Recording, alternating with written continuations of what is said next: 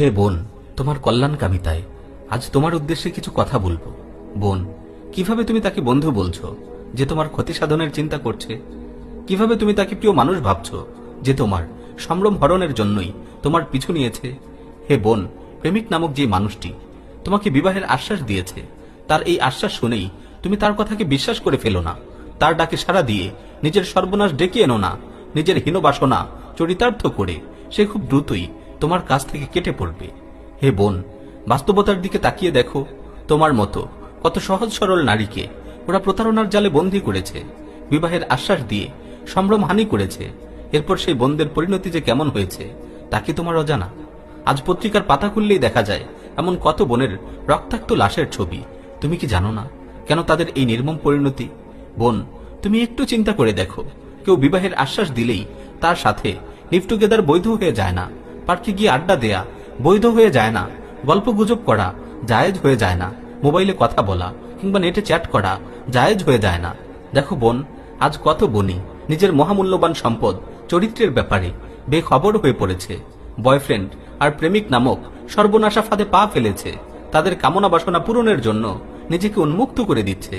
অথচ শপিং কিংবা লেনদেনের সময় সেসব বোনের কাছ থেকে কেউ যদি কৌশলে 5 টাকাও বেশি নিয়ে যেতে চায়, তখন তো তারা নির্বুদ্ধিতার পরিচয় দেয় না, ভালোভাবেই হিসাব করে থাকে।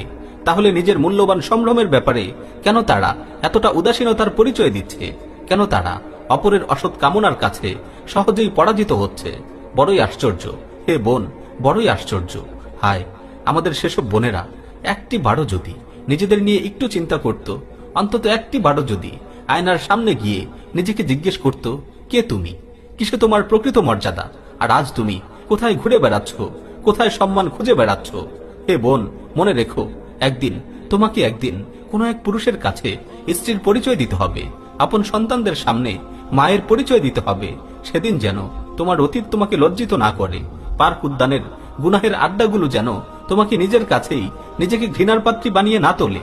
নিজেকে তুমি উত্তম চরিত্রে শোভিত করো। পরপুরুষের লোলুপ দৃষ্টি থেকে বেঁচে থাকো। কারো প্রপোজাল পেয়ে মিষ্টি কথায় তার প্রতি মুগ্ধ হয়ে পড়ো না। বিবাহের আশ্বাস পেয়ে কারো সাথে একান্তে সময় কাটাতে যেও না। জেনে রেখো হে বোন, আজ যারা নানান ভাবে তোমার মনোযোগ কাটতে চাচ্ছে, তোমার শুভাকাঙ্ক্ষী পরিচয় দিয়ে কাছে ঘেঁষতে চাচ্ছে, এমন মানুষগুলোই তো তোমার মতো কত বোনকে লাঞ্ছিত করে নিজের পথ ধরেছে, ছুরি চালিয়ে রক্তাক্ত করেছে।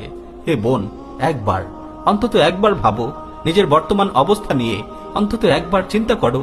মহান আল্লাহকে ভয় করো, দিনকে আঁকড়ে ধরো, ইসলামের পথে সুন্দর জীবন গড়ো।